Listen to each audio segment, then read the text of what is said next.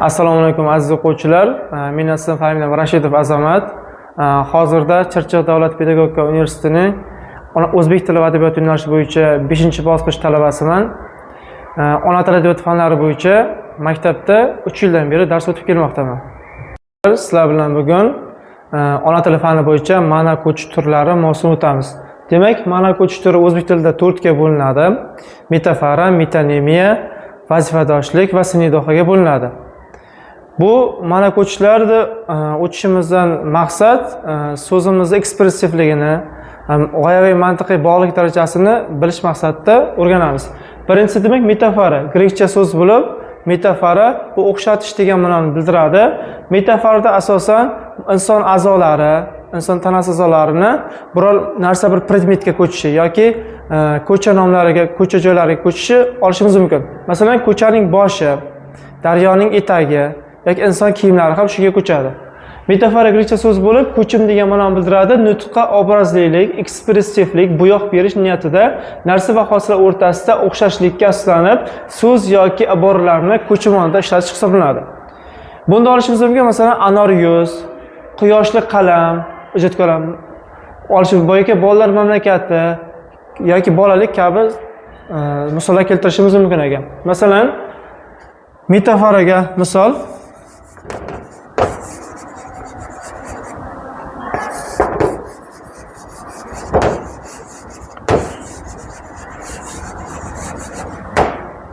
quyosh kuldi yoki ko'chaning boshi.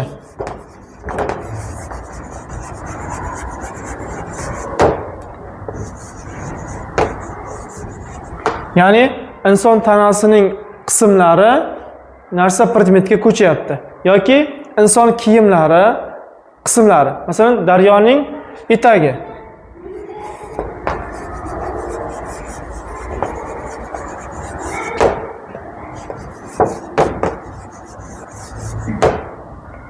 Daryoning etagi.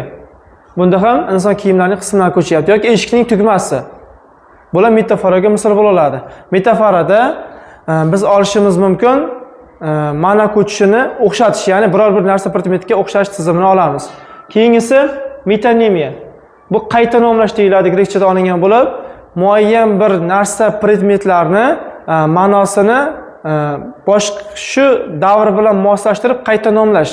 Masalan, Alisher Navoiy bobomizning masalan yaratgan xamsa asarlari bor.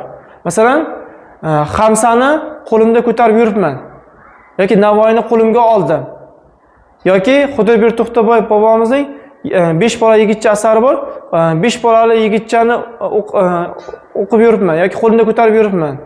5 bola yigitchani sotib oldim masalan bo'lishi mumkin. Bu ayni bir asar orqali muayyan bir shaxsni tushunishimiz mumkin. Yoki Navoiyni masalan ko'tarib yuribman deydi. Navoiyni qo'lda ko'tarib bo'lmaydi. Navoiy 1940-yilda o'zi yashab vafot etgan inson.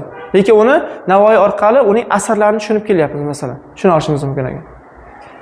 Keyingisi Fuzuliyni oldim qo'limga, majnun bo'lib yig'lab qichqirdim.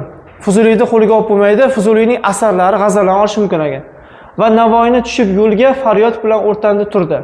Lermontovni tashladim hech, axir qo'ydim oldim hofizni, Pushkin menga ko'rsatar har kech, yig'lab turgan bir chersak. Ya'ni she'riy tizimlarimizda shoirlarning ismlari orqali ular yaratgan asarlar nazarda tutiladi. Bu qayta nomlash deyiladi. Keyingisi sinidoha. Sinidoha bu butun orqali qism orqali butunni tushunish usuli hisoblanadi. Masalan, qo'limni kesib oldim.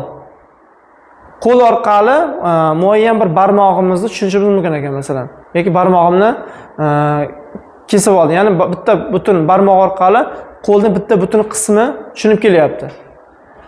Bundan tashqari nazarda tutilgan sinidoha narsalarning butun va qismi orasida munosabat nazarda tutiladi. Bunda butun o'rnida qism va aksincha qism o'rnida butunning nomi ishlatiladi. Masalan, 5 qo'ling og'zingga tiqma. Insonda 5 ta qo'l bo'lmaydi hech qachon. 2 ta qo'l bo'ladi. 5 qo'l, ya'ni 5 ta barmoq nazarda tutilyapti.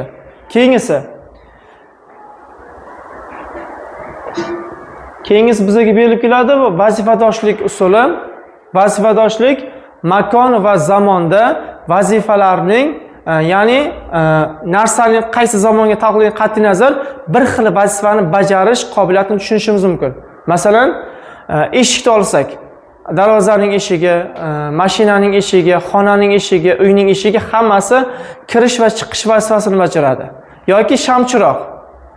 Shamchiroq, chiroq, shag'am, svet, lampochka va cho'g'lama to'lar lampochkalarimiz hammasi shu zamonda yoriq berish vazifasini bajarib kelyapti. Ya'ni makon zamon har xil bo'lganligi bilan bitta vazifani bajarib kelyapti. Yoki stolning oyog'ini olishimiz mumkin. Stolning oyog'i, insonning oyog'i bu insonlarda yoki muayyan bir predmetni yerda muallaq tik turish vazifasini bajarib kelyapti. Bunda vazifadorlikka olishimiz mumkin ekan. Bundan tashqari bizda kinoya ham mavjud. Kinoya shunday narsaki, so'zlovchi tomonidan tinglovchiga qaratilgan kesatiq, piching kabi ma'nolar foydalanib keladi. Kinoyani bizda gapda kelishida eng oson yo'li qo'sh tirnoqchada keladi bizga.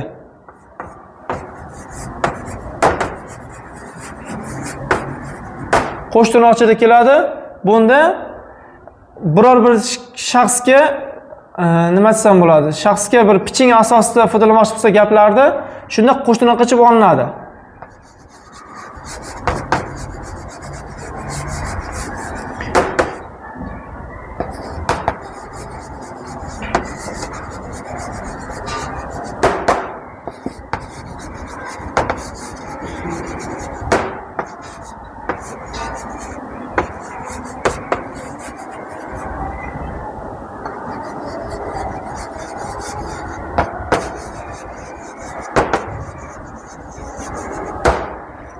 Ya'ni bizda berib kelyapti, matematik o'quvchimiz vazifani 1 soatda zo'rg'a bajardi. Bunda matematik so'zi, ya'ni kinoya bo'lib kelyapti. Bunda o'quvchini matematika misollarini bajara olmaganligini anglatib keladi.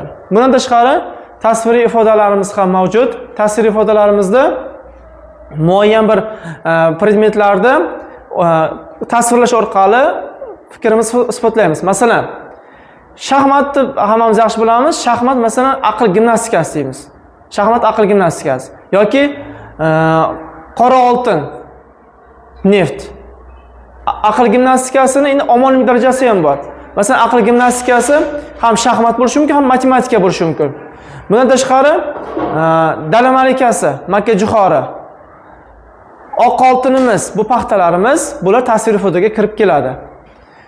Shu bilan o'tmoqchi bo'lgan darslarimiz o'z yakuniga yetdi. E'tiboringiz uchun rahmat.